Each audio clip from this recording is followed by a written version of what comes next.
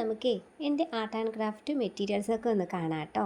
പിന്നെ കാണിക്കാൻ മാത്രമായിട്ട് അങ്ങനെ ഒത്തിരി കളക്ഷൻസ് ഒന്നും എൻ്റെ കയ്യിലില്ല. അത്യാവശ്യം നമ്മൾ യൂസ് ചെയ്യുന്ന കുറച്ച് ഐറ്റംസ് മാത്രമേ ഉള്ളൂ കേട്ടോ. അപ്പോൾ അതൊക്കെ ഒന്ന് നിങ്ങളെ കാണിക്കാമെന്ന് വെച്ചു. കുറച്ച് പേരൊക്കെ ചേച്ചിയുടെ കയ്യിലുള്ള ആർട്ട് ആൻഡ് ക്രാഫ്റ്റ് മെറ്റീരിയൽസൊക്കെ ഒന്ന് കാണിക്കുമെന്ന് ചോദിച്ചിട്ടുണ്ടായിരുന്നു. അപ്പോൾ അതുകൊണ്ട് കൂടിയാണ് നമ്മൾ ഈ ഒരു വീഡിയോ ചെയ്യുന്നത്. ആദ്യം വന്നിട്ട് നമുക്ക് ഈ ഒരു ഡോംസിൻ്റെ പേസ്റ്റൽ ബ്രഷാണ്. പിന്നെ ഈ ഒരു സാധനം എൻ്റെ കയ്യിലുള്ളതിൽ വെച്ചിട്ട് എനിക്ക് മോസ്റ്റ് ഫേവറേറ്റ് ആയിട്ടുള്ള ഒരു ഐറ്റമാണ് ഈ ഒരു ഡംസിൻ്റെ ബ്രഷ് പെൻസേ. എല്ലാം ലൈറ്റ് കളർ ഷെയ്ഡ്സ് ആട്ടോ. പിന്നെ ഇതിനെക്കുറിച്ച് അങ്ങനെ കൂടുതലായിട്ടൊന്നും പറയണ്ടല്ലോ, നിങ്ങളുടെ കയ്യിൽ മിക്ക ആളുടെ കയ്യിൽ ഇതൊക്കെ ഉണ്ടാവും. പിന്നെ യൂസ് ചെയ്യാനും സിമ്പിളാണ്. നമുക്ക് അതിൻ്റെ ആ ഒരു നീഡിലൊക്കെ നല്ല സോഫ്റ്റ് ആയതുകൊണ്ട് തന്നെ പെയിൻറ്റ് ചെയ്യാനും അതുപോലെ തന്നെ നമുക്ക് സെൻറ്റൻസ് ഒക്കെ എഴുതാനും ഒക്കെ യൂസ്ഫുള്ളാട്ടോ. പിന്നെ വരുന്നത് ഈ ഒരു കണക്ടർ സ്കെച്ച് പെൻസാണ്. പിന്നെ ഈ ഒരു സ്കെച്ച് പെൻ ഞാൻ അങ്ങനെ കളർ ചെയ്യാനായിട്ടൊന്നും യൂസ് ചെയ്യാറില്ല. നമ്മുടെ പിക്ചറൊക്കെ വരയ്ക്കുമ്പോൾ ഔട്ട്ലൈൻ കൊടുക്കാനും അതുപോലെ തന്നെ നമ്മൾ കുറേയധികം സ്റ്റിക്കേഴ്സൊക്കെ ചെയ്തിട്ടുണ്ടല്ലോ, അപ്പോൾ ഒക്കെ യൂസ് ചെയ്തത് ഈ ഒരു സ്കെച്ച് പെന്നാണ് കേട്ടോ. പിന്നെ വരുന്നത് ഈ ഒരു സാധാരണ നമ്മുടെ 20 രൂപയ്ക്കൊക്കെ വാങ്ങിക്കുന്ന ആ ഒരു സ്കെച്ച് പെന്നാണ്. കൂടുതൽ എൻ്റെ കയ്യിലുള്ളത് സ്കെച്ച് പെൻ തന്നെയാണ് കേട്ടോ. പിന്നെ ഉള്ളത് ഈ ഒരു ക്യാമലിൻ്റെ ഓയിൽ പേസ്റ്റൽസാണ്. അതുപോലെ തന്നെ കുറച്ച് ലൈറ്റ് കളറുള്ള എന്താ പറയുക ക്രയോൺസും നമ്മുടെ കയ്യിലുണ്ട്. അത് ഡംസിൻ്റെ തന്നെയാണ് കേട്ടോ. ക്രയോൺസൊക്കെ നമ്മൾ യൂസ് ചെയ്യുന്നത് വളരെ കുറവാണ്. കൂടുതലായിട്ടും നമ്മൾ ഈ ഒരു ഓയിൽ പേസ്റ്റൽസാണ് കേട്ടോ ഉപയോഗിക്കാറ്. ക്രയോൺസിന് പകരമായിട്ട് ഓയിൽ പേസ്റ്റൽസാണ് ഉപയോഗിക്കാറുള്ളത്. എങ്കിലും ലൈറ്റ് കളേഴ്സൊക്കെ ആവശ്യമായിട്ട് വരുമ്പോൾ ചില സമയങ്ങളിലൊക്കെ യൂസ് ചെയ്യാറുണ്ട്. പിന്നെ ഉള്ളത് കുറച്ച് അക്രിലിക് പെയിൻറ്റ് അതുപോലെ തന്നെ ഫാബ്രിക് പെയിൻറ്റ് ഒക്കെ മിക്സായിട്ട് എടുത്ത് വെച്ചേക്കുന്നതാട്ടോ. ഇതൊക്കെ വാങ്ങി വെച്ചിട്ട് ഒരു 2 വർഷത്തോളം ആയിട്ടോ. നമ്മൾ അത്യാവശ്യമൊക്കെ പെയിൻറ്റിങ് ചെയ്യാറുണ്ട്, അന്നേരം മാത്രം യൂസ് ചെയ്യുന്നതാണ് ഇതൊക്കെ. പിന്നെ കുറച്ച് ആക്രി സാധനങ്ങളൊക്കെ കാണാം. ഇതൊക്കെ ഒരു കവറിലിട്ട് വെച്ചതാണ്. കുറച്ച് പെൻസിൽസാണ്, ചെറുത് മുതൽ വലുത് വരെ ഉണ്ട്. ഒന്നും അങ്ങനെ കളയാറില്ല കേട്ടോ. പിന്നെ വരുന്നത് ഇതേ കുറച്ച് പെയിൻറ്റിങ് ബ്രഷ് ഉണ്ട്. പിന്നെ ഈ ഒരു പെന്ന് നമ്മുടെ വൈറ്റ് പെന്നാട്ടോ. ഒത്തിരി നമുക്ക് യൂസ്ഫുൾ ആയിട്ടുള്ള ഒരു ഐറ്റമായിരുന്നു. ഞാൻ വാങ്ങിക്കുന്ന 3ാമത്തെ വൈറ്റ് പെന്നാണിത്. കളർ പേപ്പേഴ്സിലൊക്കെ നമുക്ക് എഴുതാനും അതുപോലെ തന്നെ പാറ്റേൺ ആർട്ടൊക്കെ ബ്ലാക്ക് പേപ്പറിൽ വൈറ്റ് പെൻ വെച്ചിട്ട് പാറ്റേൺ ആർട്ടൊക്കെ വരയ്ക്കുകയാണെങ്കിൽ ഭയങ്കര ഭംഗിയായിരിക്കും കാണാൻ. അപ്പോൾ അതിനൊക്കെ വേണ്ടി വാങ്ങി വെച്ചതാണ് ആ ഒരു പെന്ന്.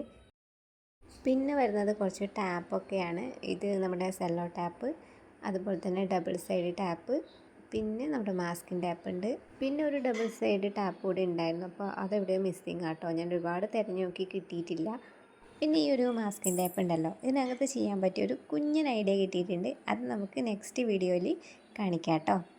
പിന്നെ വരുന്നത് ഈ ഒരു ഗോൾഡ് ഫോയിലാട്ടോ. ഇതിനകത്തായിട്ട് 25 പീസസാണ് വരുന്നത്. ടെക്സ്ചർ പെയിൻറ്റിംഗ് ഒക്കെ ചെയ്യുന്ന സമയത്ത് യൂസ് ചെയ്യാനായിട്ട് വാങ്ങി വെച്ചതാണ് കേട്ടോ. അപ്പോൾ ഇത് വെച്ച് നമ്മൾ 1-2 പെയിൻറ്റിങ് വർക്കൊക്കെ ചെയ്തിട്ടുണ്ടായിരുന്നു. അപ്പോൾ ഞാനിത് ജസ്റ്റ് ഒന്ന് ഓപ്പൺ ആക്കി കാണിച്ചു തരാം. അപ്പോൾ ദേ കണ്ടോ, ഇതിനകത്ത് ഇതുപോലാണ് നമ്മുടെ ഫോയിലൊക്കെ വരുന്നത്. കൈകൊണ്ട് തൊടുന്ന സമയത്തൊക്കെ പൊട്ടിപ്പോകാൻ സാധ്യതയുണ്ട്. ശ്രദ്ധയോടെ എടുക്കുകയാണെങ്കിൽ നമുക്ക് നീറ്റായിട്ട് തന്നെ എടുക്കാൻ പറ്റും. പിന്നെ ഉള്ളത് ഈ ഒരു 10 രൂപയുടെ നമ്മുടെ വാട്ടർ കളറാട്ടോ. ഇതിനകത്ത് കാര്യമായിട്ടൊന്നും ഉണ്ടാവാൻ സാധ്യതയില്ല, എന്നാലും ഒന്ന് തുറന്ന് നോക്കാം. ഇതൊക്കെ പിള്ളേരുടെ കയ്യിൽ കിട്ടുകയാണെങ്കിൽ ഇത് ഇതുപോലെ ആയിരിക്കും കേട്ടോ അവസ്ഥ. മൊത്തം കളഞ്ഞു വെച്ചിട്ടുണ്ട്. ബാക്കിയുള്ളതിന് ഞാൻ സേഫാക്കി എടുത്ത് വയ്ക്കുകയാണ്. പിന്നെ നമ്മുടെ കളർ പേപ്പേഴ്സ് ആട്ടോ. ഏറ്റവും കൂടുതലായിട്ടുള്ളത് ഈ ഒരു കളർ പേപ്പേഴ്സാണ്. ലൈറ്റ് കളർ മുതൽ ഡാർക്ക് കളർ വരെ എല്ലാം ഉണ്ട് കേട്ടോ. പിന്നെ നമ്മൾ കൂടുതലായിട്ടും ചെയ്യുന്നത് പേപ്പർ ക്രാഫ്റ്റ് അല്ലേ, അപ്പോൾ അതിനായിട്ട് വാങ്ങിച്ചു വെച്ചതാട്ടോ. പിന്നെ ഒരു ക്യാൻവാസ് പേപ്പർ ഉണ്ട്. ഇതും കുറേ വർഷമായി കേട്ടോ വാങ്ങി വെച്ചിട്ട്. അതുപോലെ തന്നെ നമ്മുടെ ട്രാൻസ്പെറൻറ്റ് ഷീറ്റ്.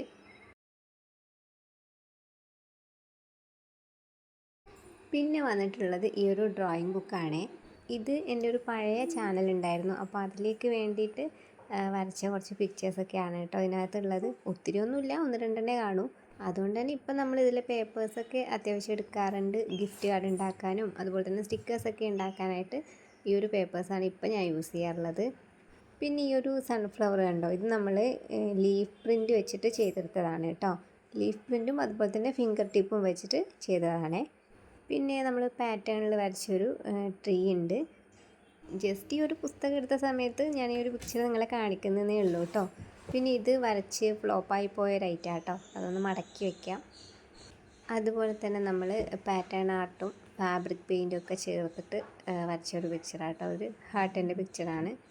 അപ്പോൾ ഇതിനകത്ത് ഇത്രയേ ഉള്ളൂ. നമുക്ക് കട്ടിയുള്ള പേപ്പർ ആവശ്യം വരുമ്പോൾ മാത്രമാണ് ഇപ്പോൾ ഞാൻ ഈ ഒരു പുസ്തകം എടുക്കാറുള്ളത്.